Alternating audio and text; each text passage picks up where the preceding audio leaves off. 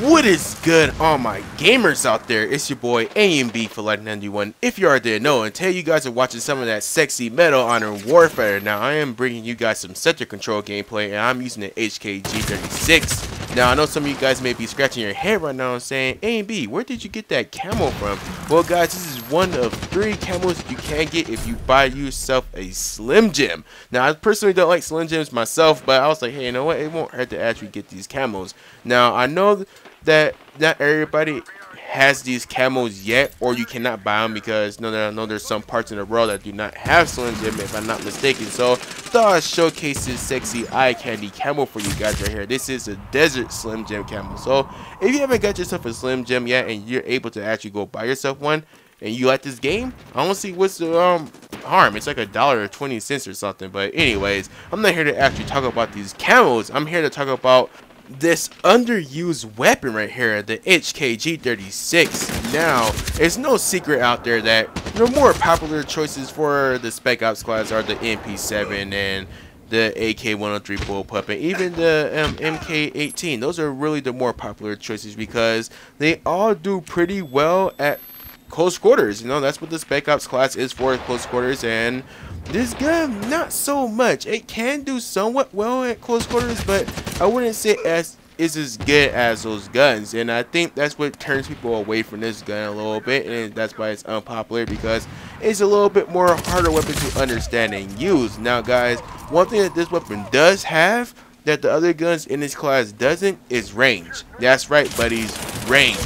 Now, to keep the Spec Ops class in check, Danger Close made all of his weapons pretty much close range. You do have the AK-103 that's somewhat good at medium range, but for the most part, all of them are good for close quarter situations at CQC. Now, with this gun right here, this is the gun that has the best range out of the Spec Ops guns, because this is a medium range gun right here. Now this is one thing that really turns me on about this weapon, and that's why I get turned on about guns, so what. But anyways, that's one thing that turns me off about this weapon, is that you do have a little bit more range than the usual guns in the Spec Ops class right there. It makes the class a little bit more versatile, because man, it sucks sometimes that you always have to be in close quarters. You always have to be like within distances of their freaking face holes, spraying them with the MP7. So that does make give you somewhat more breather room that you can shoot people from a little bit more distance. But of course, with this gun being pretty much being unpopular, it does come with its shortcomings. Like the reload time is, I would say, is a little bit somewhat slower than the other class, but if I'm not mistaken, you actually do have extended mags for this gun, so you can't compensate for that. But also, the biggest thing I would have to say is definitely the kick, guys. This gun does have a lot of upwards kick, and it's not that it's necessarily not controllable, but the other guns are just somewhat more, they're more controllable, they're easier to use. So when you have easier to use guns versus a harder to use gun, a lot of people tend to go to the easier to use gun. I mean, why wouldn't you? You don't want to put yourself at a disadvantage using a harder weapon. So the HK G36 is definitely probably one of the hardest weapons to use besides the AK-103 bullpup. I would have to say those are the harder weapons to use in the Spec Ops class. But this weapon, it may be hard, but it does come with its rewards, guys. The more range is just something that, you know, just should be in people's minds when they're picking this weapon. So as far as close quarters go, you do have better choices within the Spec Ops class, like the MP7 and the AK-103 bullpup. Those weapons are just really made more for close quarters. Not to say that this weapon can't put in any work at close quarters, but you do have better choices within the Spec Ops class.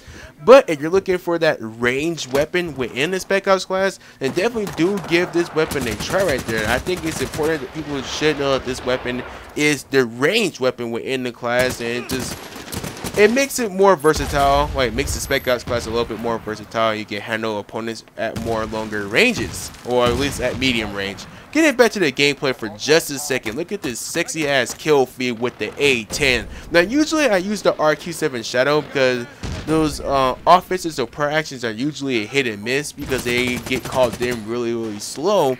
But I thought, like, hey, you know what, I'm gonna use the A10 just to see if I can try to get a little bit more kills. And lucky me, I made the right choice. As you can see, that A10 helped me get to my Apache, and we just end up putting in work with this Apache. Now I will say he did put in a little bit more work than I did, because obviously he's using the gunner, and the gunner most of the time ends up getting more kills, not unless he just completely sucks. But he ended up getting a little bit more kills, and I was just kind of there to enjoy the view. I got a few kills here and there, but yeah, he was the kill horror in this situation right here.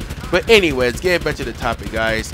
Like I said, keep in mind when you're using the HK G36 is that it does have a little bit more recoil than the other Spec Ops guns, and it's used more for range, guys. It's more of a medium range gun. Don't try to use it like you would use the MP7 or something. So try to control your engagements into medium range. It's a good gun, guys. Definitely do give it a try. If you were turned off by it before, give it a try again, now that you know what it's actually used for. But anyways, guys, if you enjoyed this video, do leave a thumbs up. It always does help. And if you're a new viewer, then subscribe for some more Medal of Honor Warfighter. Peace.